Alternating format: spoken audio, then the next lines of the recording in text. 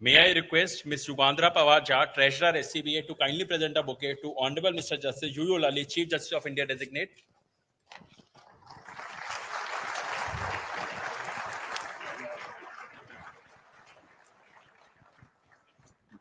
May I request Mr. Upendra Mishra, Member Executive SCBA, to kindly present a bouquet to Mr. Tushar Mehta, Learned Solicitor General of India.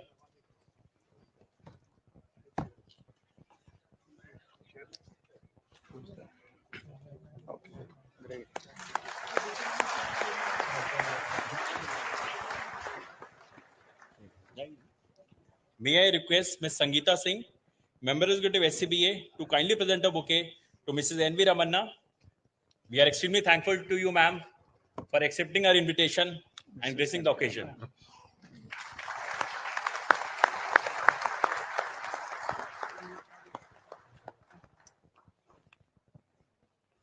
Honorable Mr. Justice N.V Ramana, Chief Justice of India, Honorable Mr. Justice Yu Lalit, Chief Justice of India Designate, Honorable Judges of the Supreme Court, Mr. Tushar Mehta, Learned Solicitor General of India, family members of Justice N.V Ramana, Shri Vikas Singh, our President, Mr. Pradeep Kumar Rai, our Vice President, Mr. Manoj Kumar Mishra, President Skora, Mr. Snehashish Mukherjee, Vice President Skora, Mr. Devrat, Secretary Skora, Senior Advocates, and my fellow colleagues at the bar, a very good evening to you all.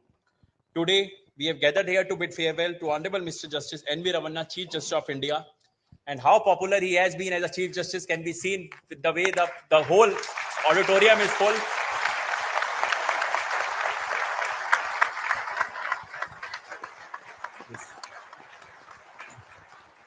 This is the sixth function, I guess, we are having in this auditorium, but I've never seen such a crowd. This just shows the popularity of Sir. He was elevated as Supreme Court Judge on 17 February 2014 and appointed Chief Justice of India on 24 April 2021. In his tenure of more than 8 years as a Supreme Court Judge, he gave numerous landmark judgments. And in his tenure as Chief Justice, Collegium cleared many names and more than 250 vacancies were filled.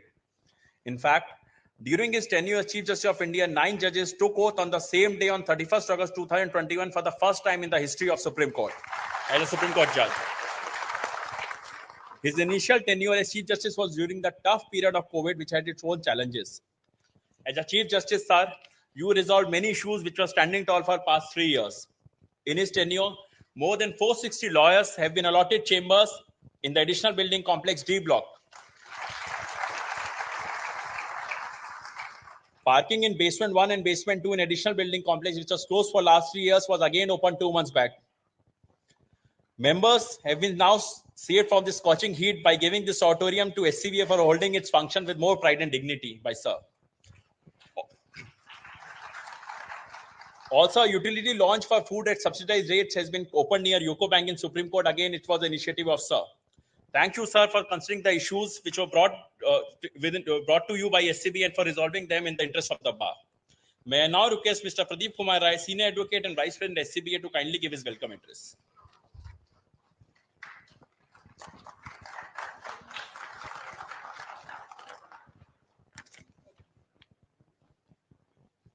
Honorable Justice N.V Ramana, the Chief Justice of India, Honorable Justice Uday Umesh Lalit, the CJI Designate, Mr. Tushar Mehta, Solicitor General of India, Mr. Vikas Singh, President Supreme Court Bar Association, Rahul Kaushik, Secretary SCBA, Manoj Mishra, who is standing there, and Sonia Mathurji, I can see them standing.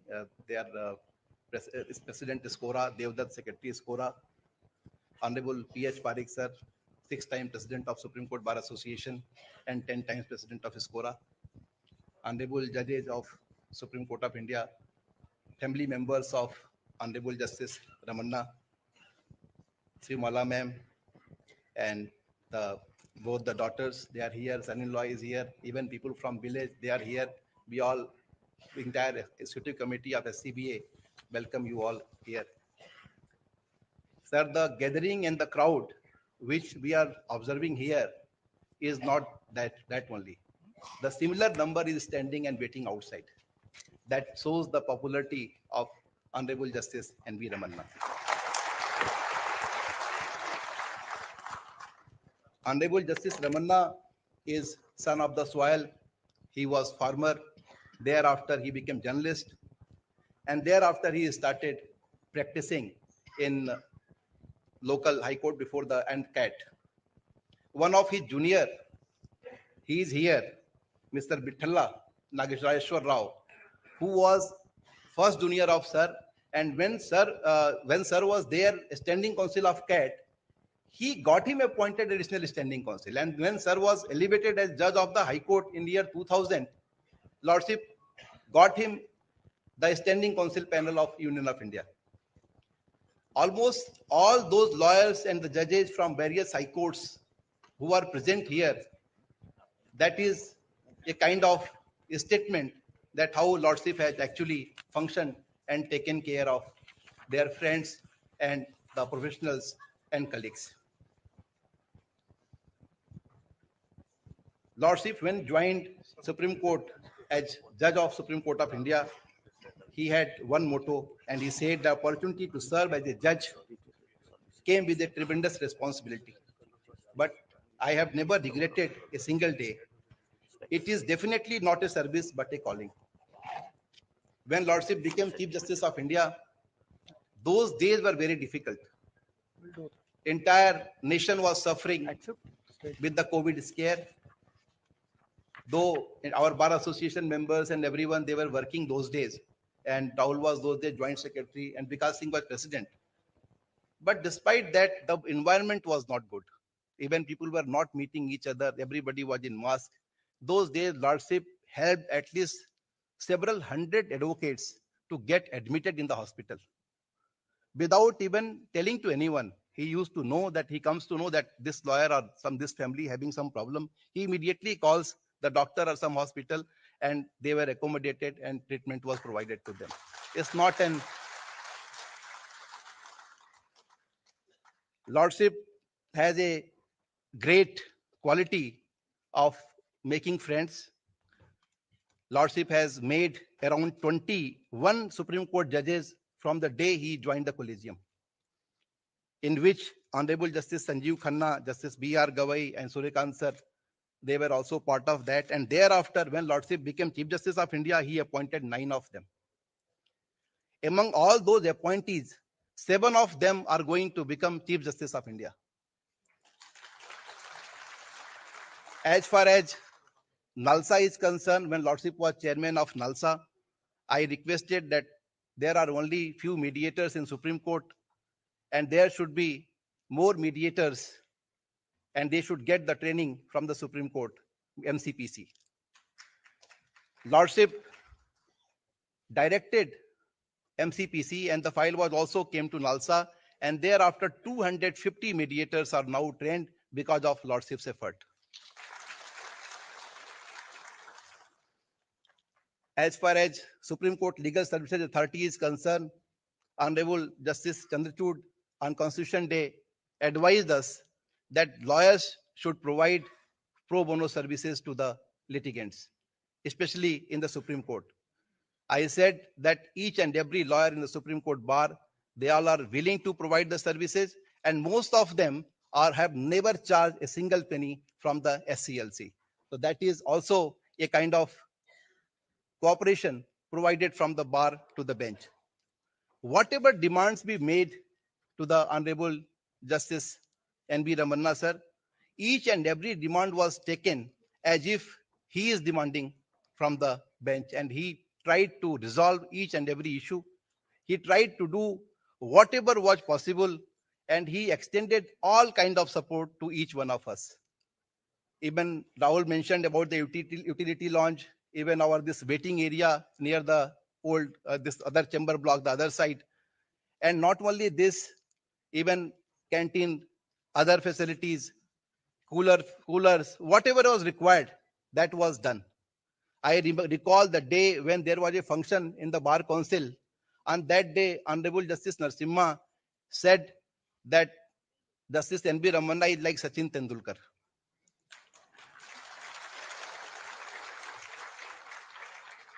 Because he performed so well. And I say, and I make a statement, Lordship, that you are still playing, you will be retiring because the inning is over, you are not out. On the first occasion, when Lordship was the captain of cricket team, I don't know what his strategy he opted with the help of Honorable Justice Sundaresh that this judges team succeeded and they won against us. Otherwise, mostly we used to succeed. Lordship has delivered so many important judgments. In one of them is the Kirti and another versus Oriental Insurance Company, where Lordship held that despite the fact homemakers do not have a fixed income, their contribution to the economy must be recognized. Other than this, Lordship, about the investigation agency, when Lordship was giving a lecture and on democracy, role and responsibility of investigation agencies, Lordship said that Central Bureau of Investigation has come under deep public scrutiny. According to Lordship, action and inactions, CBI had often raised questions on its credibility. He said it was need of the hour to reclaim social legitimacy. Other than this, there are several judgments. Even recently, Lordship, when this review petition was there on Enforcement Directorate, Lordship said that especially the central government on two specific issues, the notice has been issued. That is, one is not providing accused with the enforcement case information report, that is called ECIR, and then reversal of presumption of innocence. These steps, even from the judicial side, have great importance. I feel that Lordship is not going to retire. We all know that he is such an energetic man. He is 100% going to be here. Today, while this last, I will just mention it, that today when this we were addressing the court, Mr. Dushyant Dave is here. He was in tears. And after seeing him, Ladyship Hema Kohli was also in tears. I have never seen a judge crying on the bench. And Mr. Dave, we all know that he is known for a different version of Dave, but today we saw his different version. He cried because he had a wrong assessment. When Lordship took over as CJI, he had a presumption and under a wrong assumption that Lordship may not be up to that mark. Now he realized, he cried, and Lordship has already forgiven everyone, whoever has said whatever they have said. Lordship has been a farmer. He knows how to catch the bulls by horn. So there is no need for worry. At last, I will simply say that any judge, like the chamber committee was there, Honorable Justice Gawai, Honorable Justice Suryakant, and Honorable Justice Maheshwari sir, they are members. That chamber committee has been given full independence, full authority. And because of that, only by the 2 or 3 meetings, it was possible that everyone is able to get the chamber and occupy the chamber. It was not possible otherwise. Only a strong judge can listen to the demands of the bar. Otherwise, we all know registry sometimes or other issue or this issue, they will create some problem and it goes into the vein. For that, we actually admire Honorable Lordship. At last, I will recite a Sanskrit sloka, which is completely suitable to the personality of Lordship. Krodho harses darpas sahitastavo manya manita yamarth kanste savay rajarsi uchyate.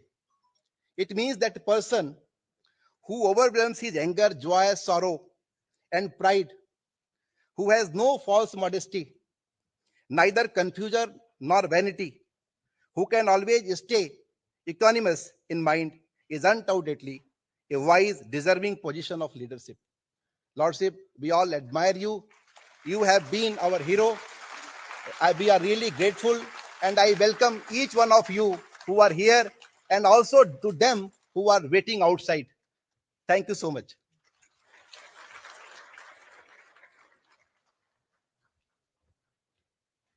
Thank you, Pradeep sir. May I now request Mr. Tushar Mehta, Learned Solicitor General of India, to kindly give his address.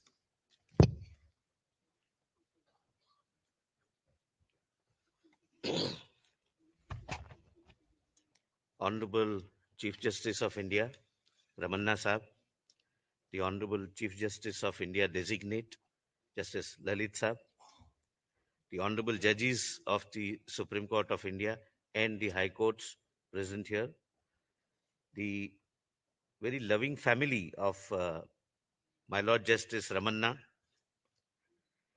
my dear friend Vikas Singh, my friend Pradeep Rai and Rahul Kaushik, my seniors sitting here, and my dear friends.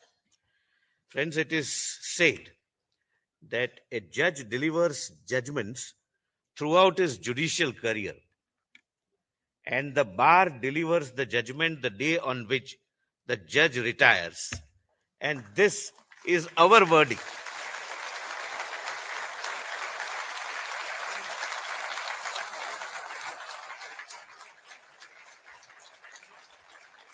Not a single chair vacant, people waiting outside, and that is the judgment of the bar. How popular and how lovingly how popular you are and how lovingly your lordship would be remembered. Possibly your family members may perhaps not be aware about the love and affection you are getting outside, namely the Supreme Court of India. Friends, there are three things which I can talk about as a law officer, which shows immense contribution of my Lord Justice Ramana. The first is the speed with which appointments were made in various high courts and various tribunals. As my Lord Justice Lalit remarked in the morning, 1/3 of the total strength of judges in India is filled up by the present collegium. 1/3 of the total country strength. And the mission mode in which my Lord Justice Ramana used to interact very diplomatically with all stakeholders to ensure that the appointments are timely made, not only in the Supreme Court, in the High Court, in the Supreme Court, but also in the tribunals, was amazing. And I have been mostly, as the learned Attorney General also said, on the receiving end, trying to help as much as we can. The second contribution, which we can never forget, is my Lord Justice Ramana's zeal for infrastructural development of various courts throughout the country. Everything is documented, and I don't need to, or I don't wish to, read everything which is contributed by Justice Ramana so far as the infrastructure is concerned. But this needs not just the judicial or judicious approach, but a diplomatic approach by an administrator, because the Chief Justice of India, apart from being a judge of the Supreme Court, is also interacting with several stakeholders, and he requires to be not only learned, but he requires to be a good and efficient administrator. My lords have exhibited and established that my lords were both. So far as the judgments delivered by my lords are concerned, all of us are lawyers belonging to the same fraternity. There is no point in repeating which judgments are delivered. But one thread in every judgment which I have found as a citizen of India, not as a law officer or as an advocate, was the judgments were capable of being understood by a common man.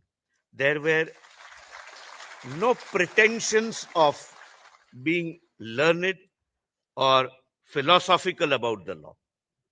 Even a common man knowing the language knows what the Supreme Court of India has decided. That is an amazing quality. It's very difficult for a judge to not only be precise, but to be simple in judgment writing. As a human being, I had occasions to know Shri N.V Ramana, the human being, the person, not the judge. A very humble and polite human being. I have never seen him being brash, negligent, rash, or arrogant with anyone. A very loving family man and a very loving grandfather. Very few people would perhaps know about this aspect of Justice Ramana's personality. But from very reliable sources, I have gathered one information which I am going to make public. Apart from law, my Lord has a different passion, and that passion is regarding Telugu literature. This may not be a secret. But the secret is that his lordships are contemplating after retirement writing a romantic novel in Telugu.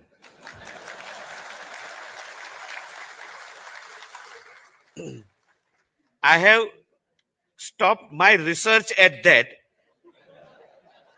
I did not go into the roots. What inspired his lordship to write a romantic novel after retirement?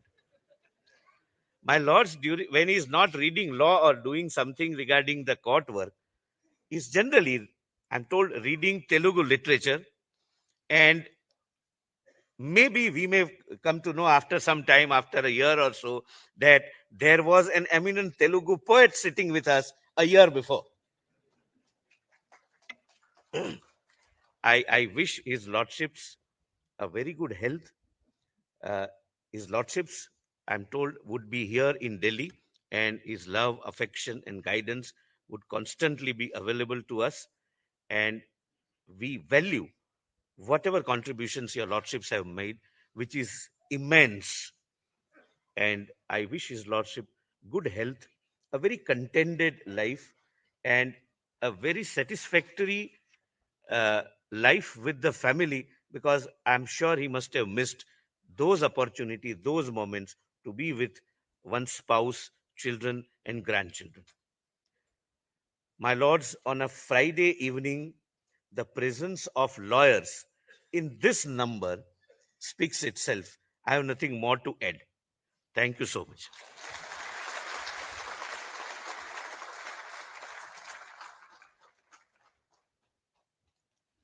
Thank you, Tushar sir. The legacy of Justice Ramana would be the way the judicial appointments were made in the High Court, Supreme Court, and Tribunal in last 16 months.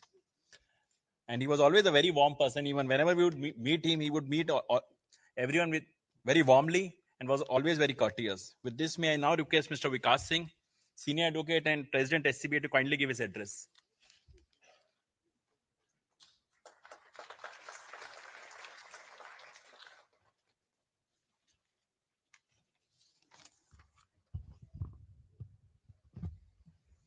My Lord, the Chief Justice of India, Justice N.V Ramana, Justice U.U. Lalit, Chief Justice of India Designate, Shri Tushar Mehta, Learned Solicitor General for India, Mr. Pradeep Rai, Vice President, Rahul Kaushik, Secretary, Honorable Judges of the Supreme Court present here, family members of Justice Ramana,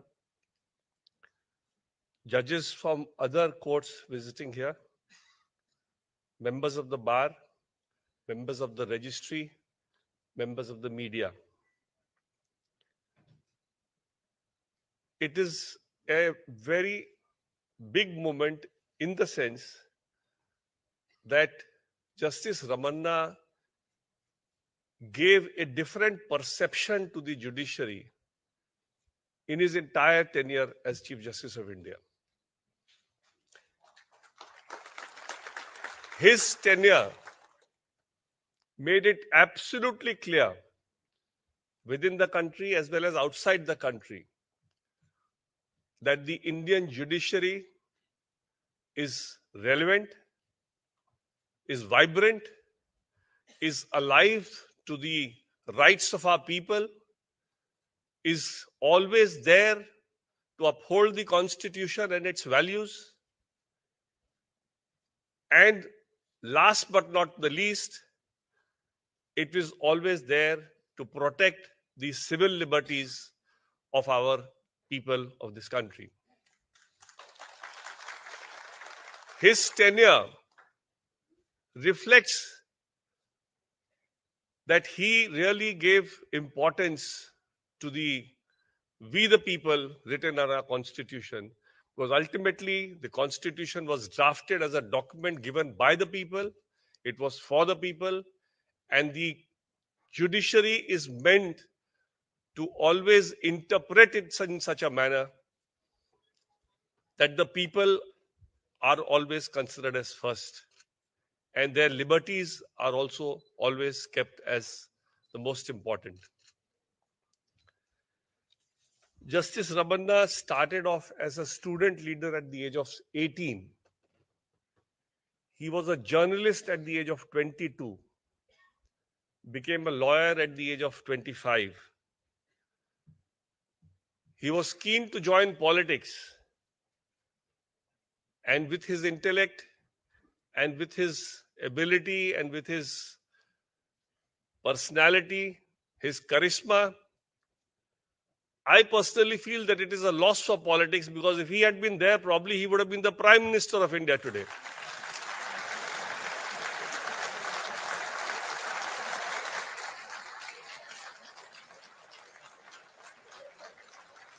It is our good fortune. It is our good fortune that he chose to the legal profession, and this is the highest you can get here, and he got here. So, a great tribute to you, sir, for firstly taking the call of joining this profession and ending up being the head of this family, looking after this family, nurturing this family, and also ensuring that the country feels that the rule of law is supreme, that the constitution is supreme. Sir is a God-fearing person. He's a devotee of Balaji, devotee of Shirdi Sai Baba. I remember whenever I used to go to to Balaji and give my hair, he used to immediately say, "This is obviously Balaji. You should have told me. I would have arranged for your darshan." And it was so humbling to even hear this from him. That is the kind of connect he has maintained with all of us. Sir has done a great work in promoting the alternative dispute resolution in this country. He, with the help of Justice Hima Kohli in Telangana, could set up this International Arbitration and Mediation Center, which is a world-class facility.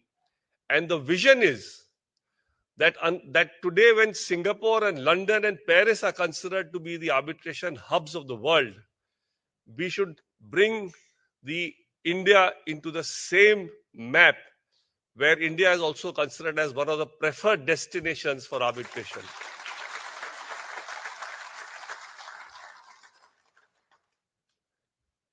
During his tenure, he gave a very strong signal, and which we are all thankful for him, that our judiciary is strong, independent, and will never shirk from performing its responsibility or in performing its constitutional obligations, especially with regard to civil liberties. I don't want to dwell on his cases, because his cases are so many that I'll probably end up the whole evening doing that.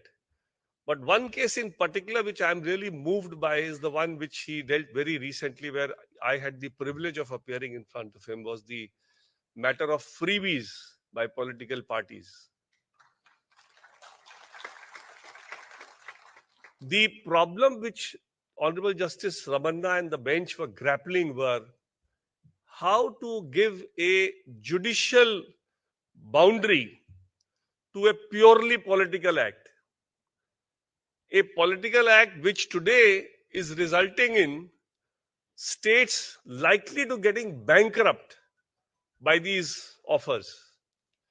A state, for instance, having a 6 lakh crore debt starts with a freebie offer of another several lakh crores for the people just to get into power. But ultimately, that's politics. Ultimately, how does the court step in? And I was very impressed by his concern. I was impressed by the way he tried to keep the boundaries intact. He never crossed the boundary. He said, within our boundary, we have to set the terms. We have to ensure that the public money, the taxpayers' money, is not thrown away just for taking power. And that feeling which I saw during the hearing shows, actually it was on the last few days of his hearing, so shows exactly what he is and what his entire tenure has been with regard to his handling of sensitive matters which have political overtones, and where the judiciary, being one of the organs of the state, has to ensure that it stays within the limits prescribed by the constitution, which is of separation of powers. Sir, you have been very nice to the bar, and I can never forget the goodies that we have got. This building was not made available to us for almost 4 years. This very building where we are having this auditorium, where we are having this farewell today. I remember Justice Indu Malhotra's farewell. We asked for the building. That was my last tenure. It was not given because there was a decision earlier by the earlier Chief Justice that it is not to be given to the bar at all. It started raining. It was not rainy season. We had only one umbrella. And the only umbrella, since she was the chief guest of that day, so we had to only provide that umbrella to her, and the rest of the people were suffering in rains.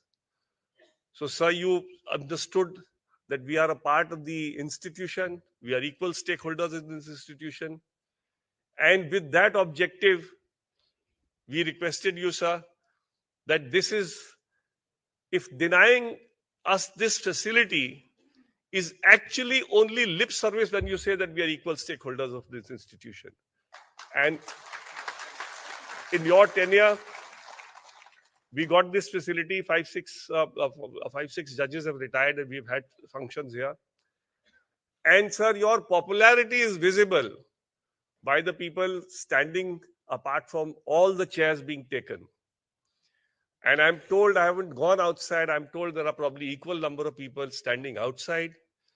We are also on YouTube. A lot of people have taken the YouTube link from me. Media has taken the YouTube link from me.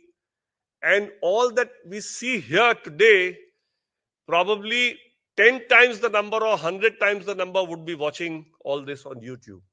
This, sir, shows your popularity and the respect that you have gained as Chief Justice of India. Our chambers were also lying for 4 years, ready in all respects. Again, for some technical reason or the other, it was not being allotted. Sir, within your tenure, the bar is happy. Yesterday, in fact, I'm so touched by the gesture yesterday that one day before, although the allotment had happened a couple of days earlier, but you could insist upon the registry that please don't delay any further. The letters of allotment have to go out before you retire, and that was given yesterday.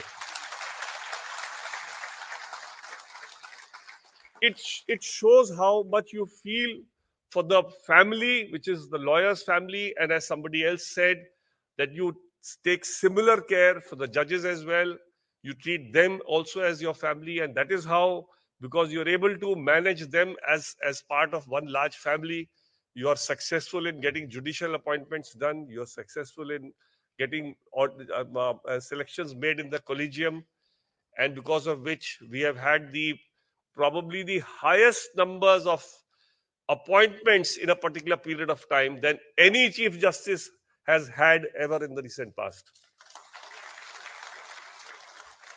Sir, your tenure was marred a little bit by COVID, because COVID did not allow you to function the way you could have functioned for this entire period as Chief Justice of India. But within those limitations, you still ensured that the wheels of justice keeps on moving. The disposal remained, and as and when the COVID was coming down, you also tried to ensure that the normalcy comes into the court, and we are grateful that this institution, which, in spite of the worst of COVID times, kept on working and dispensing justice.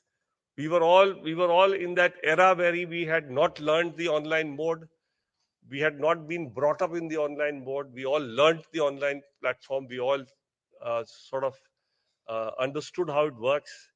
And because of this justice delivery continuing even during COVID time. But I'm sure if you had had a tenure when COVID was not have been there, a lot more could have been done for the institution. Justice Ramana's love for mother literature, just now, Mr. Tushar Mehta has already said. Of course, I didn't know about his idea of this romantic novel. I'll also now do my research to find out what is the inspiration for that romantic novel. I'm sure it will be his wife, but still, I would still like to do my research. Justice Ramana is passionate about Carnatic music. Justice Ramana's wife, Srimati Shivmala, has been a great support for him. And it is something which is very common, that behind every successful man there is women, and obviously it is Srimati Shivmala. Thank you, madam, for coming here and gracing this occasion. He also has two daughters, N.V Tanuja and N.V Bhuvana, who are also here with us, and we wish both of you a very good, prosperous life. And I'm sure with your father retiring, you'll be able to take care of him now and ensure that he gets all that he has missed in his busy tenure as a judge and then as a Chief Justice of India. I once again wish Justice Ramana a very good, happy, healthy, and prosperous life. And I'm sure it's just a new innings which he's starting. And this new innings will give him more fulfillment and more satisfaction. Thank you.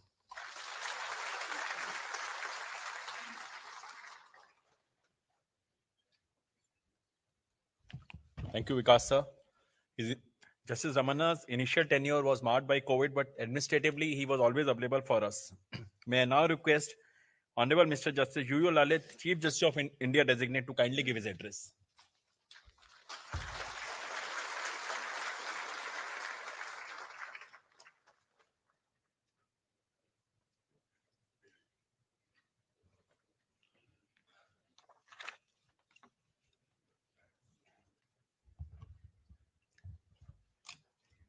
Honorable Justice N.V. Ramana, Chief Justice of India,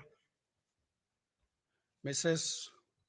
Shivmala Ramana, family members of Justice Ramana, my esteemed colleagues, brother and sister judges of the Supreme Court, Mr. Tushar Mehta, learned Solicitor General for India, Mr. Vikas Singh, President, Supreme Court Bar Association, the Honorable Vice President, Supreme Court Bar Association, Secretary and other office bearers of the Supreme Court Bar Association, President and office bearers of Supreme Court Advocates on Record Association,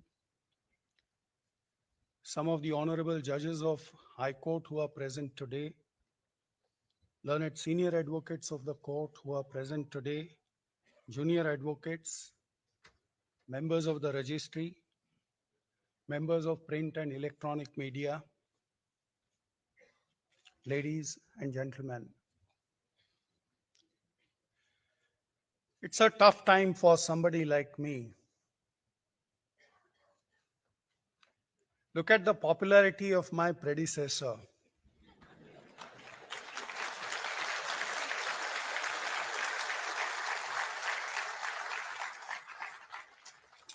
How am I going to don that mantle now, hereafter? Right at the outset, even before I assume office, I express my complete inability to match and go anywhere near this popularity.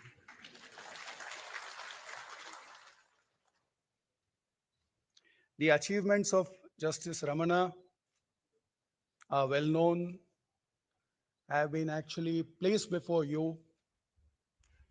It was very heartening and very emotional to see some of the speeches which were given in the morning in court number 1. And that's the real tribute, because a person who demits the office, who leaves that chair for the last time, if that's the tribute which he receives while sitting there in the chair and while just about to leave that chair, that to my mind is the most fitting tribute that a person can actually receive. So I won't repeat all of that, but 2 achievements which really stand out. Number 1, I said in the morning, on the side of appointments, more than 250 appointments of judges of the High Court in this country. If you compare the present strength of the judges of the High Courts in this country, it is 750. So almost 1/3 of the strength is as a result of recommendations made by the collegium in last about, say, 14 months or so. And I also said in the morning that there may be a time in future that perhaps large number of judges of the Supreme Court may have been those who were appointed in that year. So that's the immense contribution that is before you. The second facet which I noticed was in the Chief Justices and Chief Ministers Conference. The way Justice Ramana meticulously and very forcefully tried to persuade all the chief ministers and chief justices to concentrate on issues concerning infrastructure in the district and lower judiciary. That was remarkable. After the conference was over, the conference went on for about 2 days or 3 days. The results of that conference are resonating now. And I must tell and share with you that as a chairperson of NALSA, one of the projects that we are seeking to implement is to have what is called Public Defender's Office or Legal Aid Defense Counsel. And we are insisting that in every district there must be a Legal Aid Defense Counsel Systems Office, which will be on the lines as Public Prosecutor's Office. And the issue came up, very well that office would require some space. And the kind of perseverance which was shown in the Chief Justices and Chief Ministers Conference, that I must say that in every district the concerned states are willing to provide us minimum of 800 square feet of area to have the office of public defender in every district. And I must say that this is something which owes, because of Justice Ramana's perseverance and the issues that he took up in Chief Justice and Chief Ministers Conference. I know you all are waiting for Justice Ramana to address you. You haven't come here to listen to me. But very well, since I have the opportunity, and I know that my role is now cut to size, so therefore let me place some of the parts which I intend to do in my next innings of 74 days. 3 areas. I had a word with the office bearers of Supreme Court Bar Association and Supreme Court Advocates on Record Association earlier in the part of the day. One, and this is where we need to take the cue from Justice Ramana and then carry forward. One area which is listing, and I must assure you that we will strive hard to make listing as simple, as clear, and as transparent as possible.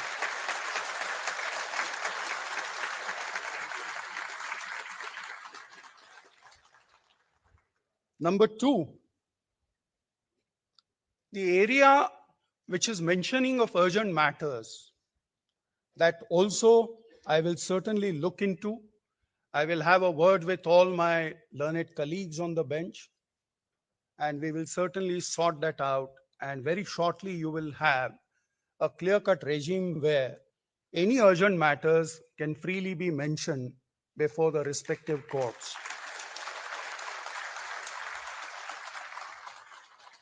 The third area, and that is of listing of matters before the constitution benches and matters which are specially referred to benches of 3 judges.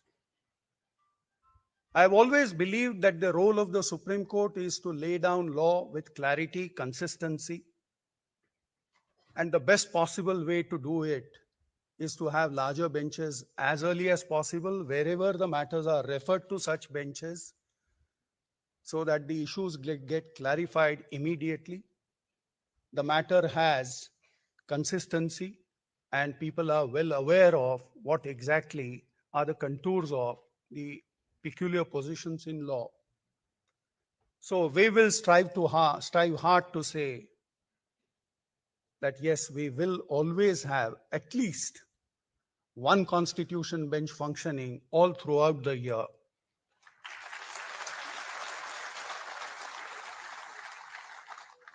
Friends, beyond that, I can't say anything more at this stage.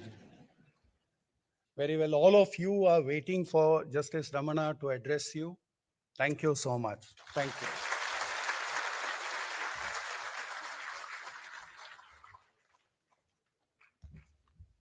Thank you, sir. We are very hopeful of next 74 days when you're going to take over as chief. I just want to point out, we had a 2-hour meeting. He used to take over officially tomorrow, but he called us and Scora both. We had a 2-hour meeting. We pointed out all the issues which Saj just pointed out regarding listing and other issues. We are very hopeful that we are going to see further improvement. With this, for what we all are waiting to hear Justice Ramana, may I now request Honorable Mr. Justice N.V. Ramana, Chief Justice of India, to kindly give his address.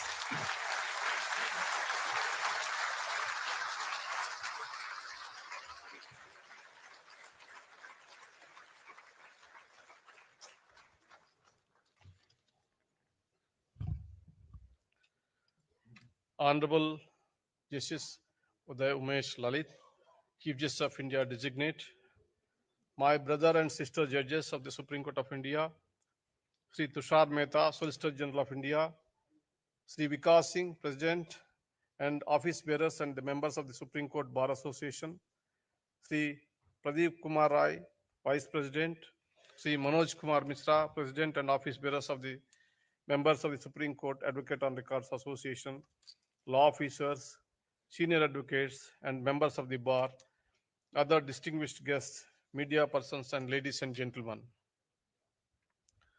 I am searching for words to adequately express my gratitude for the good words spoken about me by all. I am very happy to see judges, senior advocates, members of the bar, people from legal fraternity, all my well-wishers, family friends, family members who have come here taking trouble to reach this place and bid farewell to me. I thank each and every one of you for assembling here and for showering your blessings on me and my family.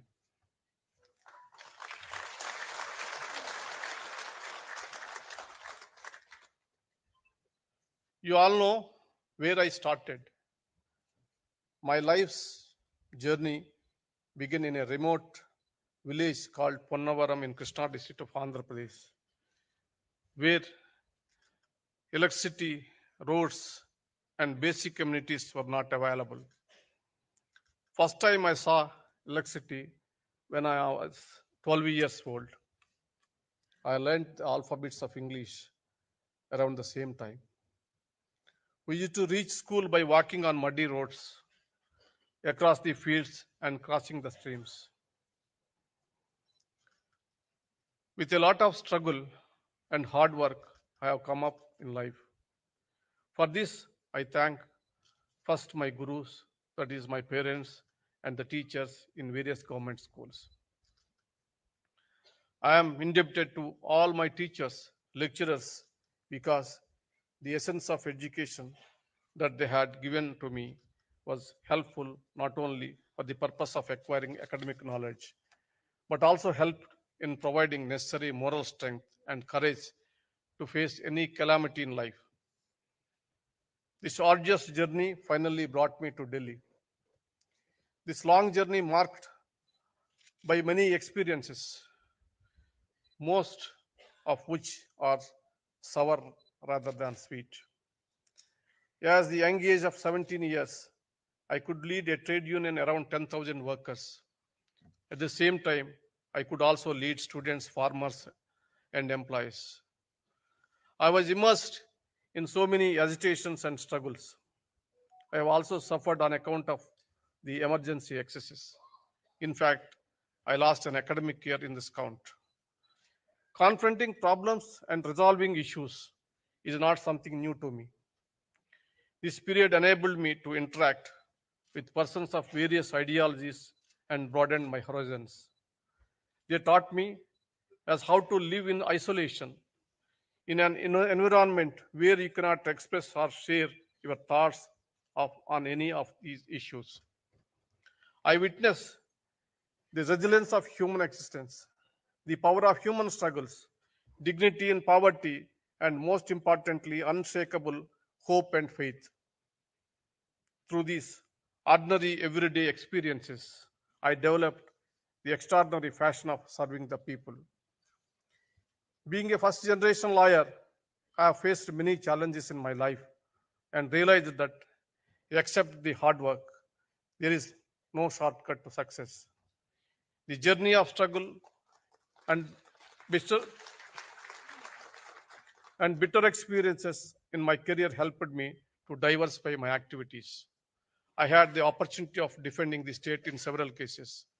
I watched the important events of this country unfolding from close quarters. I always accepted rejection as God's reduction and retained my honesty and integrity. I want to every advocate to remember that sometimes life scares you and beats up you, but there is a day when you realize that you are not just a survivor, you are a warrior.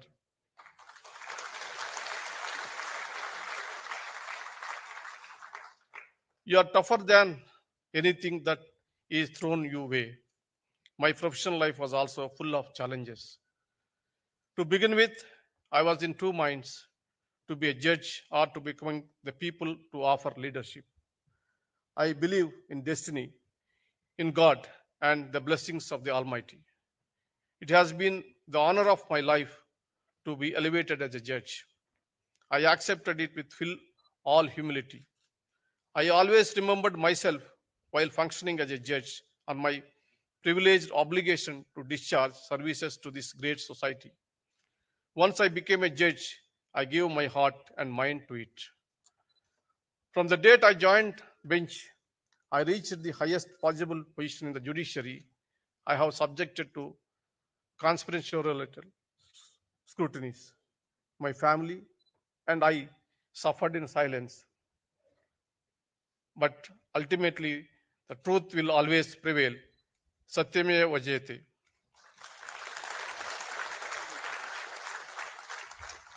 At this juncture, I am reminded the words of Martin Luther King Jr. The ultimate measure of man is not where he stands in the moment of comfort and convenience, but where he stands at times of challenges and controversies. Unquote. Anything and everything that I could achieve were only after facing a lot of struggle, setbacks, and hardships in life.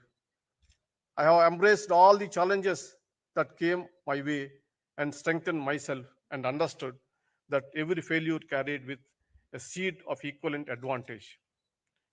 I never claimed myself to be a scholarly judge or a great judge, but I have always believed that the ultimate purpose of justice delivery system is to provide justice to the common man. I have elaborated in my career earlier speeches as how difficult the life of a judge is. Your health also gets ruined in the process.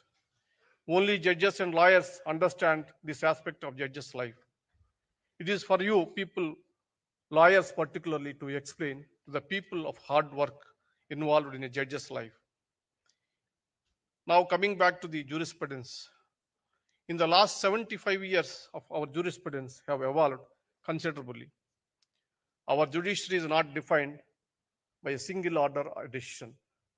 Yes, at times it felt sort of people's expectations, but most of times it has championed the cause of the people. It is widely predicted that the A.K. Gopalan case, the due process of law was history. But this court in case of Maneka Gandhi restored what was taken away earlier. Similarly, ADM Jabalpur was seen as a death knell on personal liberty. Subsequently, the error was stood rectified by 9 judges bench in K.S. Puttaswamy. This institution never hesitated to remedy itself. Your hope upon the institution cannot be so weak that it is shattered with one perceived unfair judgment. When it comes to an individual judge, the expectations are very high. In the game of cricket, the player is expected to hit every ball for a six. After all, everyone loves to hit six, and win accolades for himself and the team. But only a player knows as how to deal with each ball, given the conditions of the pitch, the style of bowling, and the placement of the fielders. At times, the circumstances may not allow him to score even a single run.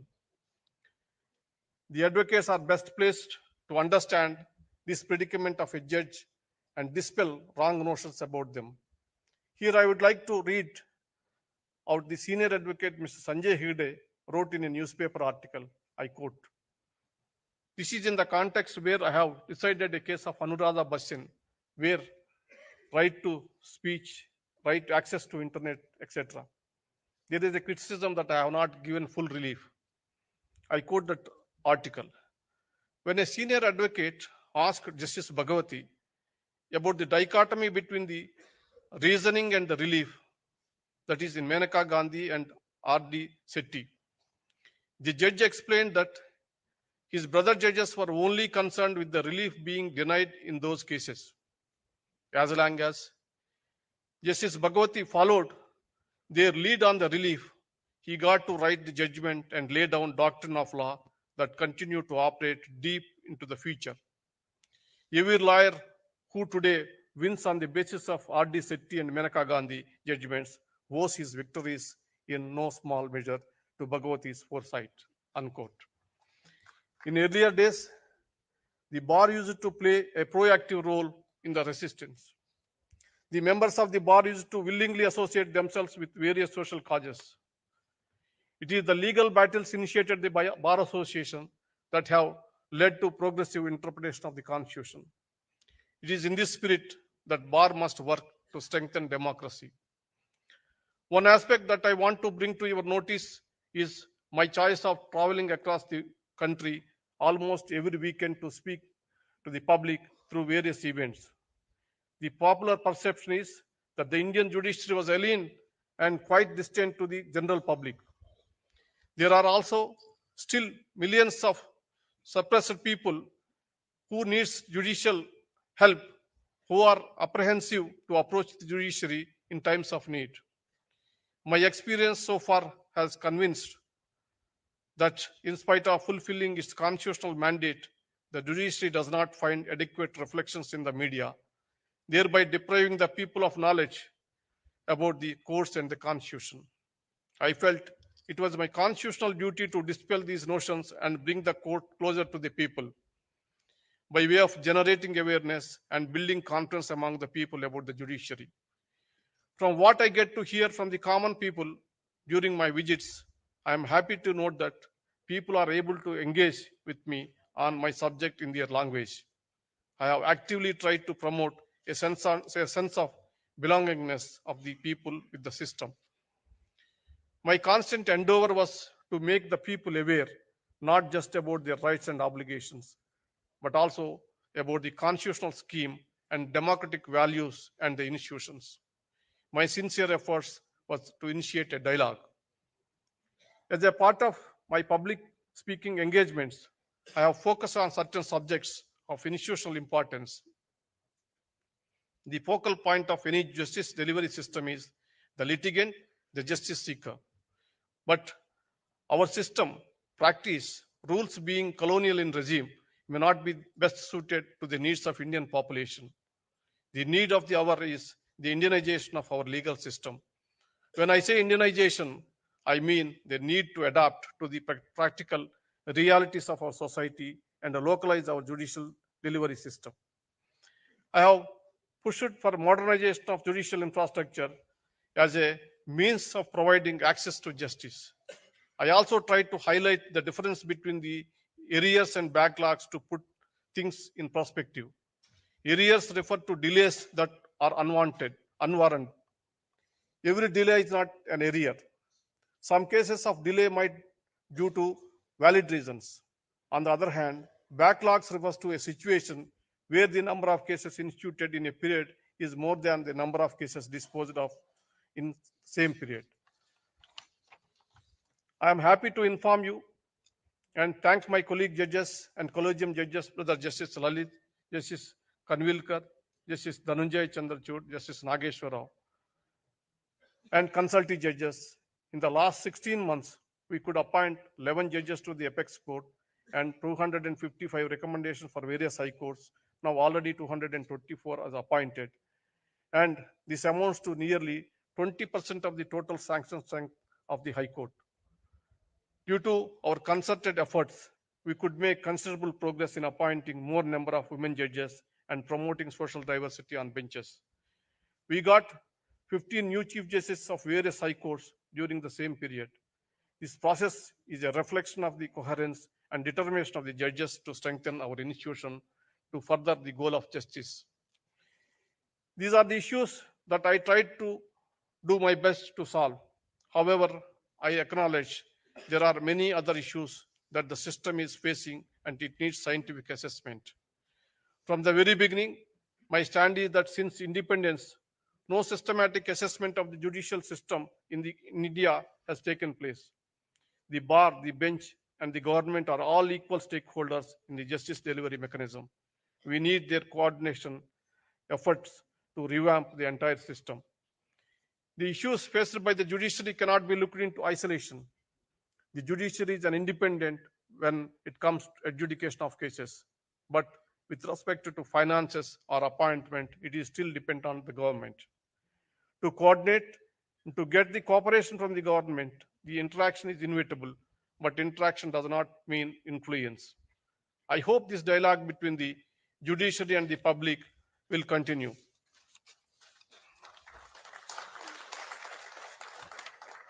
I am devoting my office with utmost contentment.